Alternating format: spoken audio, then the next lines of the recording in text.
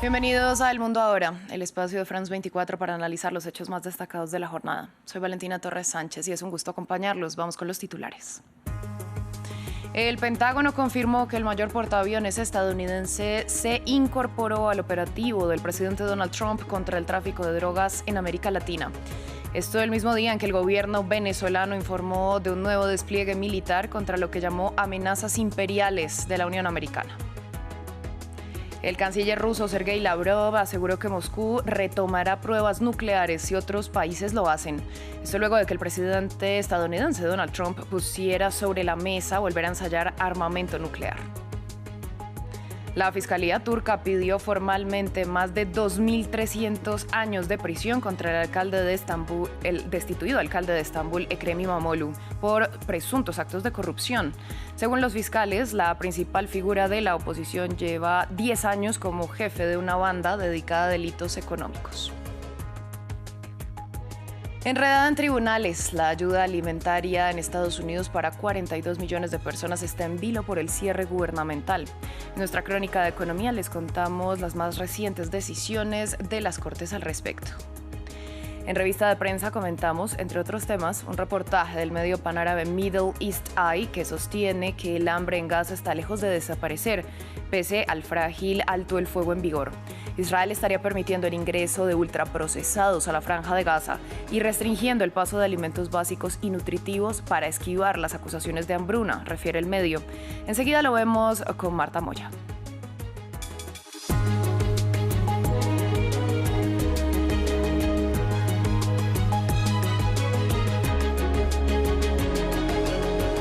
Damos inicio con información de Estados Unidos porque el Pentágono confirmó que el portaaviones USS Gerald Ford se incorporó al operativo del gobierno Trump contra el narcotráfico en América Latina.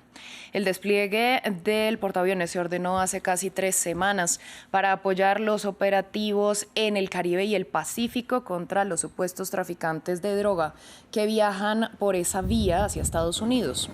Recordemos que el gobierno Trump ha lanzado desde septiembre una serie de bombardeos contra lanchas que, según la Casa Blanca, transportaban narcóticos, dejando más de 70 personas muertas. Desde el Congreso de Estados Unidos puedo confirmar que nuestro portaaviones más grande, el USS Gerald Ford, ha ingresado al área de control del Comando Sur en el Atlántico para incorporarse al despliegue militar contra el Cártel de los Soles, Fuerza y Fe. Continuamos con las declaraciones del ministro de Exteriores de Rusia, Sergei Lavrov, quien aseguró que el Kremlin está dispuesto a retomar ensayos con armas nucleares si otros países lo hacen.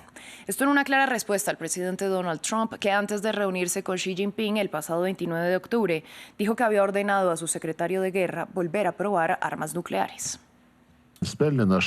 Nuestra postura de principios fue enunciada por el presidente ruso Vladimir Putin hace 2 años, en 2023. Al responder a una pregunta al respecto durante uno de sus discursos, dijo que si alguna potencia nuclear realiza ensayos nucleares, que no sean ensayos de sistemas de lanzamiento ni ensayos subcríticos, Rusia hará lo mismo.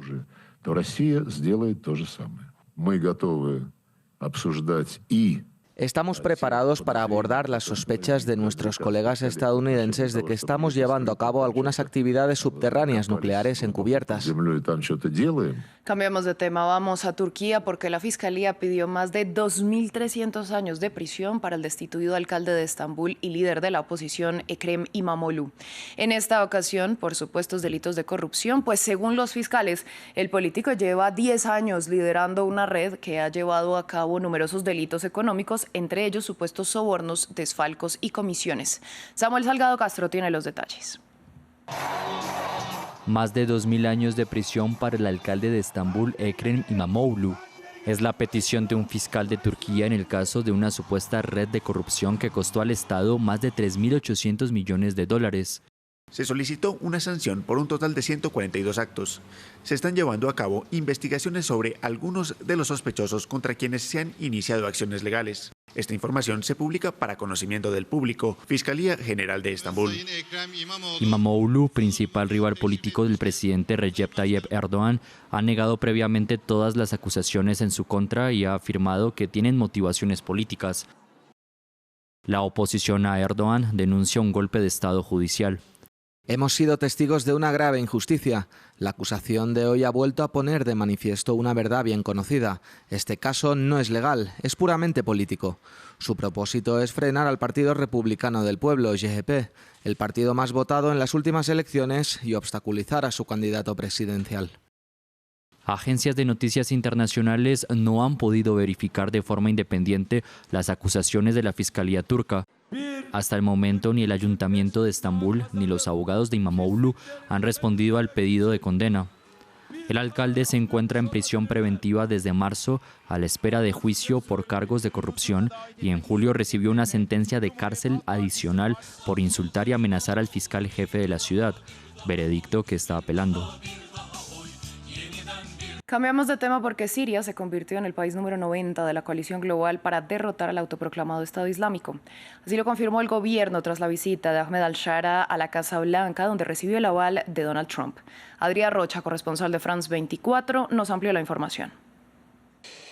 La confirmación esta misma madrugada de la entrada de Siria a la coalición internacional para la lucha contra el yihadismo y el Estado Islámico después de la reunión histórica que ayer tuvo lugar en Washington entre el presidente de los Estados Unidos, Donald Trump, y el presidente sirio, Ahmed al-Shara, es una confirmación de los enormes pasos y de la mutación que ha tenido en los últimos años el presidente interino sirio actualmente, antes líder de la milicia siria Hayat Tahrir al-Sham, antigua filial de Al-Qaeda dentro del país árabe. Y es esa mutación sobre todo porque Ahmed al-Shara fue el líder de esta milicia antes conocida como Jabhat al-Nusra, a petición del primer líder del Estado Islámico, Abu Bakr al-Baghdadi, que declaró la creación de este grupo, que en un momento tuvo grandes posesiones territoriales tanto en Siria como en Irak, en 2014. Abu Bakr al-Baghdadi fue asesinado en la misma región de Idlib, de donde nació Hayat Tahrir al-Sham, en 2019, en un ataque estadounidense en el que de hecho participó dando inteligencia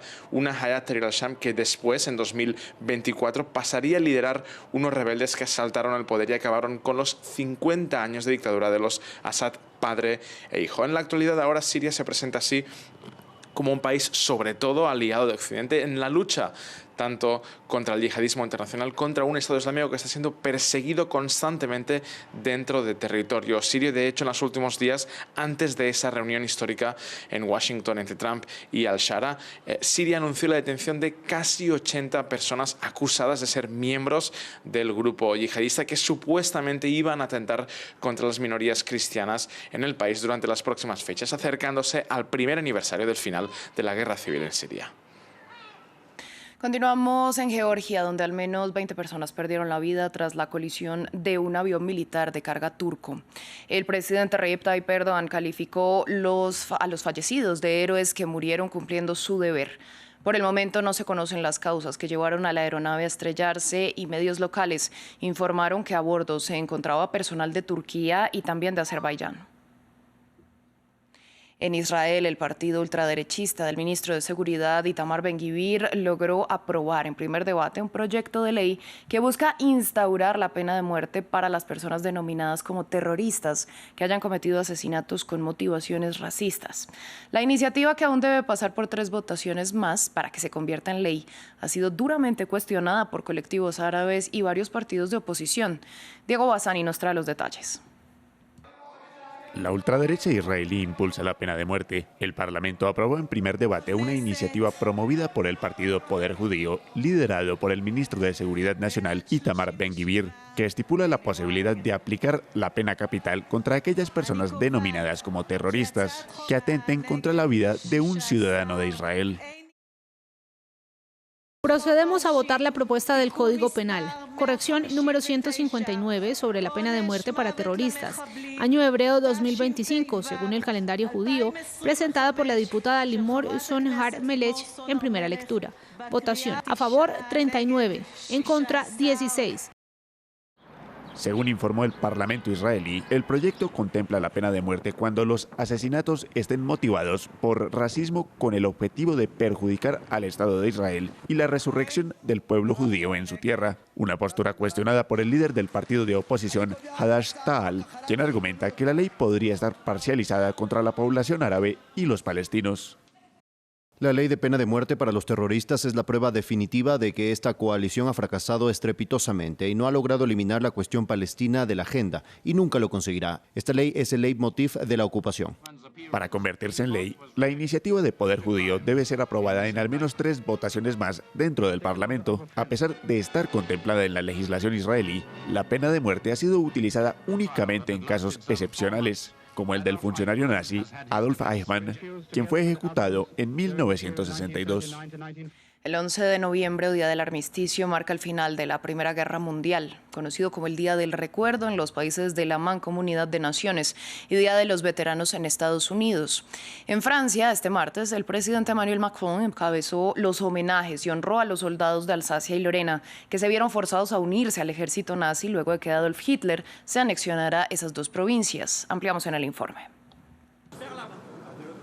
Un día para recordar, para que las vidas perdidas y los sacrificios realizados nunca sean olvidados. 107 años después del armisticio o el fin de la Primera Guerra Mundial, Francia sigue rindiendo homenaje. Cada llama reavivada, cada placa conmemorativa honrada, cada bled llevada en el corazón hace vivir el recuerdo de todas aquellas y todos aquellos caídos por Francia. En su memoria y por la paz, este 11 de noviembre, como cada día, recordémoslos. Durante el último siglo, una organización benéfica, Les Bleus de Francia, ha recaudado fondos en un principio para las víctimas de la Primera Guerra Mundial y ahora para todos aquellos que han resultado heridos en conflictos militares o civiles y en actos terroristas.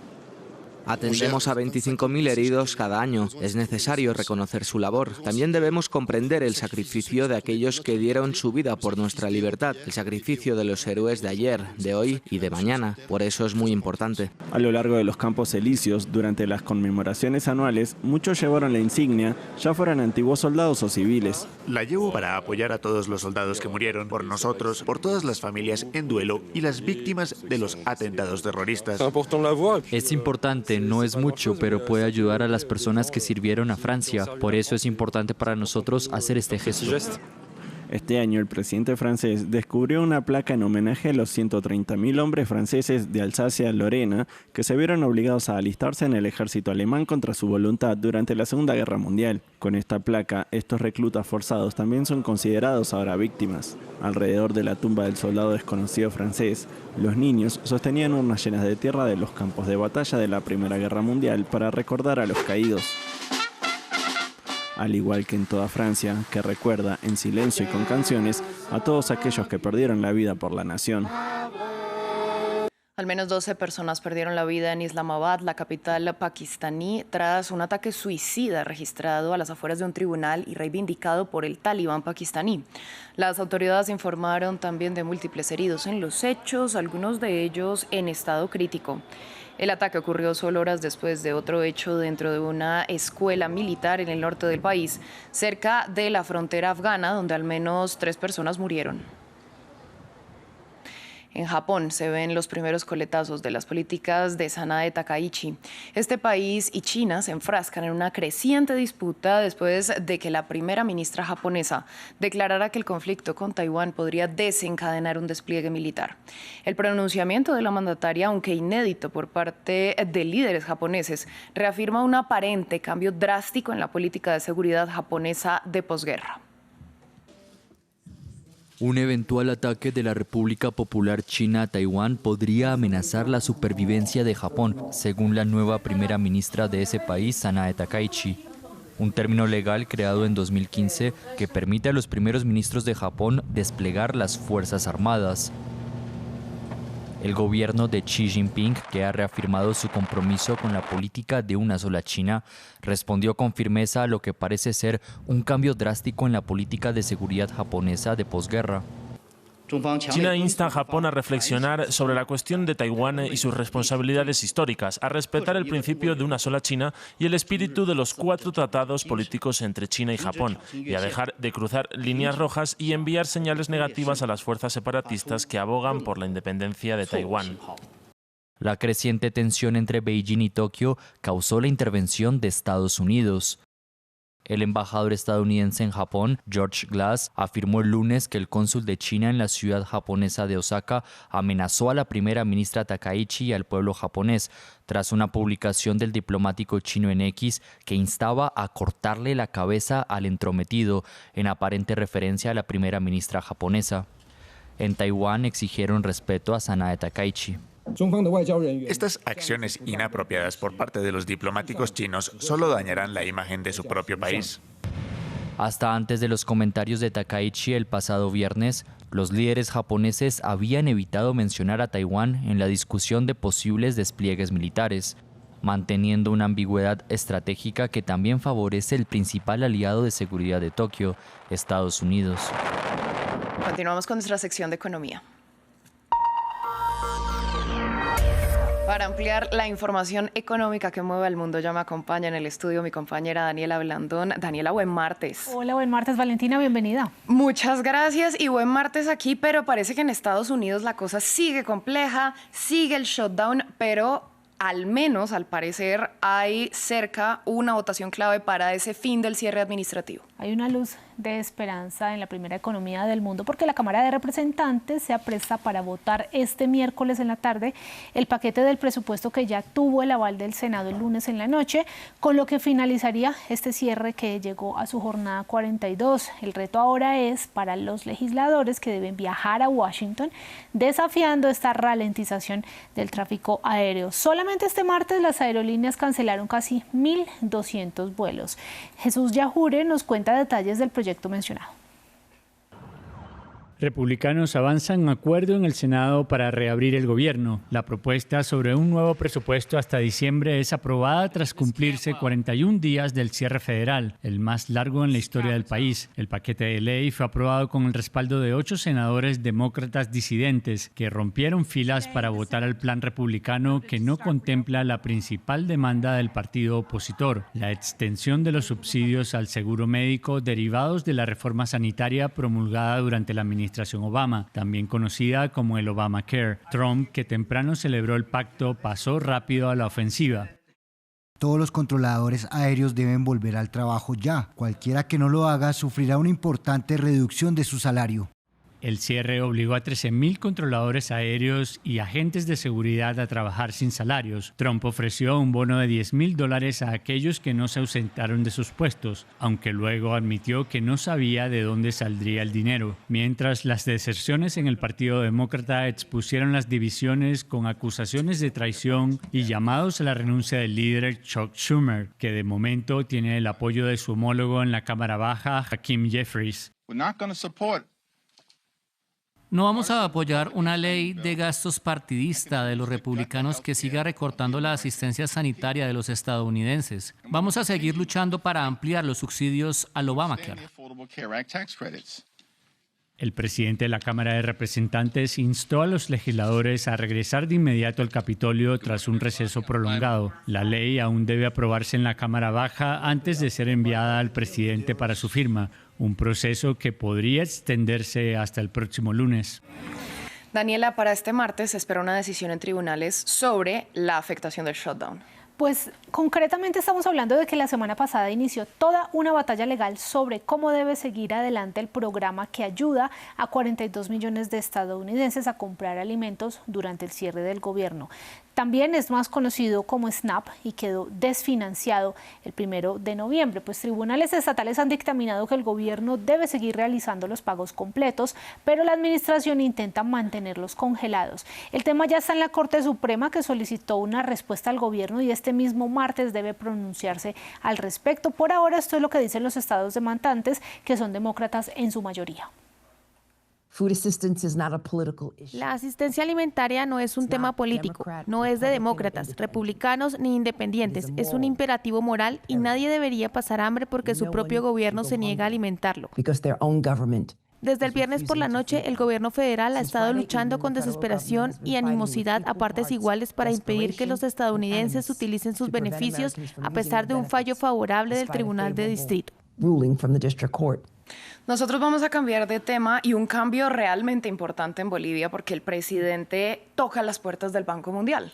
Estamos hablando del recién posesionado Rodrigo Paz, quien se reunió con la vicepresidenta del Banco Mundial para América Latina y el Caribe, Susana Cordeiro Guerra, para articular, según dice él, cooperación técnica y financiera para su plan económico, en un giro bastante drástico de la derecha frente a un gobierno anterior muy poco dado a acudir a organismos internacionales. El nuevo ministro de Economía hizo una denuncia. Primero vamos a ver las imágenes y después le hablo de la denuncia.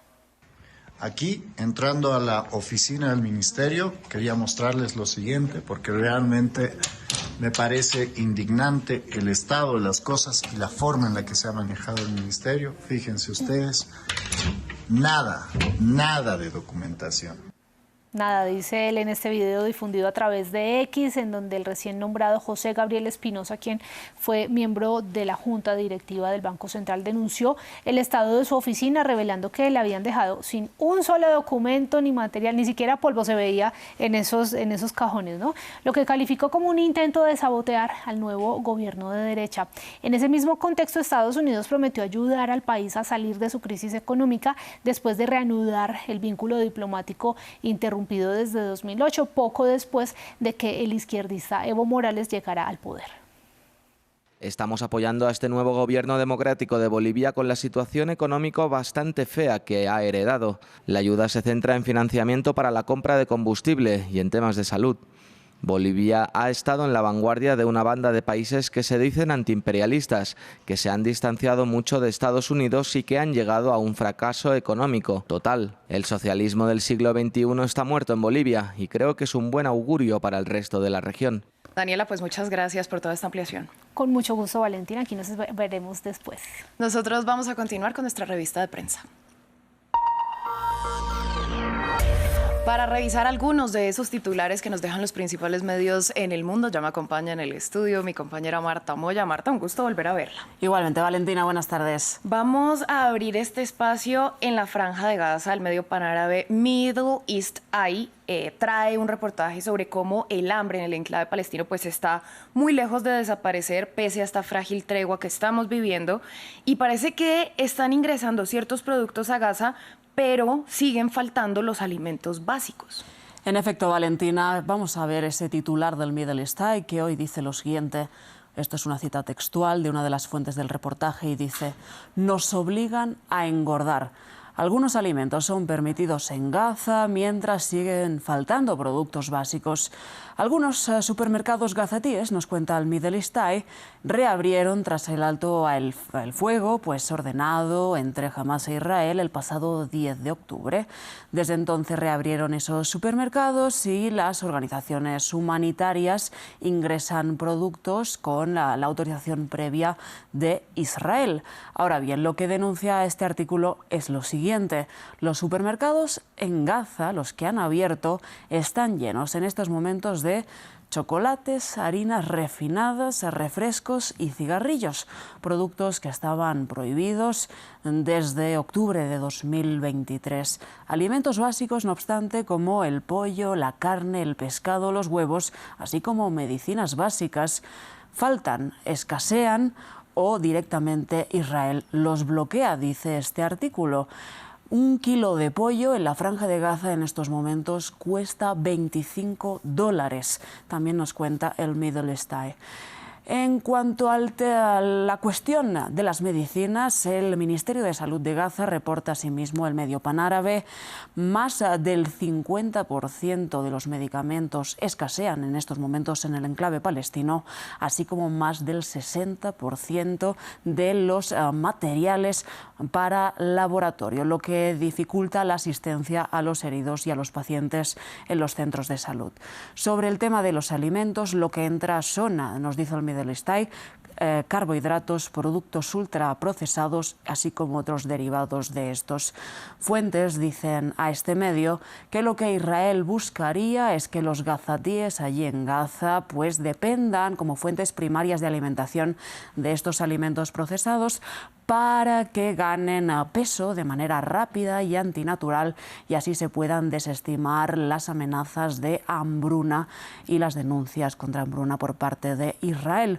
Mientras, por otro lado, Israel estaría permitiendo el acceso de estos alimentos para también desoír las denuncias de bloqueo de ayuda al enclave palestino. Dramático este tema que nos trae hoy este medio panárabe. Sumamente complejo y llama la atención, por ejemplo, esa cifra que usted nos da de 1 kilo de pollo a $25, porque es quién puede tener $25 en estos momentos para acceder a algo básico que es fundamental para ellos. Precios prohibitivos, de eso habla el Middle East Eye. Bueno, en la misma línea, hoy la cadena qatarí Al Jazeera publica un reporte infográfico en su portal web que nos habla de cuántas veces ha violado el alto el fuego Israel en Gaza desde el pasado 10 de octubre.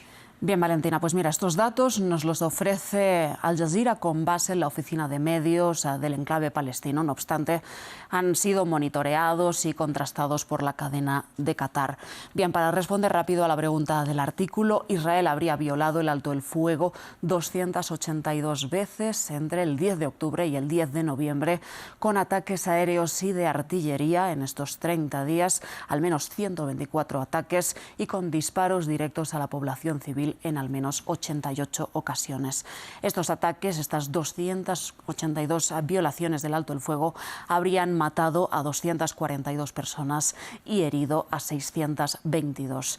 En el último mes solo ha habido 6 días en los que no se han registrado ataques por parte de Israel en Gaza, pese a que Estados Unidos dice que el cese al fuego sigue vigente en estos momentos. En paralelo a estos datos, Israel asimismo acusa a Hamás de violar el alto el fuego por no haber devuelto los cadáveres de otros 4 rehenes que todavía mantiene el grupo palestino. Sin duda, estas acusaciones cruzadas sumamente complejas. Marta, vamos a cambiar de tema.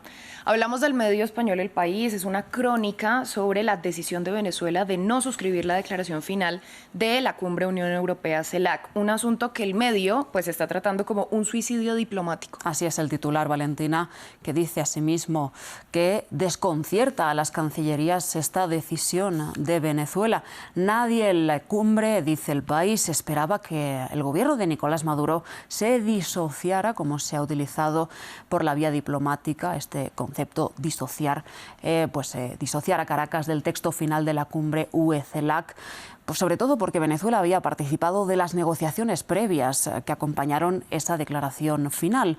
Dice El País textualmente: un día después del cierre de la cumbre, las fuentes diplomáticas consultadas no lograron encontrar una explicación racional a la estrategia de Caracas. El periódico español habló con personal de ministerios de Exteriores de los países presentes allí en Santa Marta, donde tuvo lugar la sede, en Colombia, y tildan la decisión de Caracas de, textualmente, una locura y, como dice el titular, un suicidio diplomático inexplicable. Especialmente porque así Venezuela se aísla todavía más en un momento donde Estados Unidos tiene a Maduro en la mira con esos ataques a embarcaciones en el Caribe. Lo que parece que empujó a Caracas a desentenderse de la declaración final es un punto concreto de ese texto en el que se habla de la preocupación por la guerra en Ucrania, algo que la propia Venezuela había ratificado en la anterior cumbre UE-CELAC en Bruselas en el año 2023, también nos recuerda El País.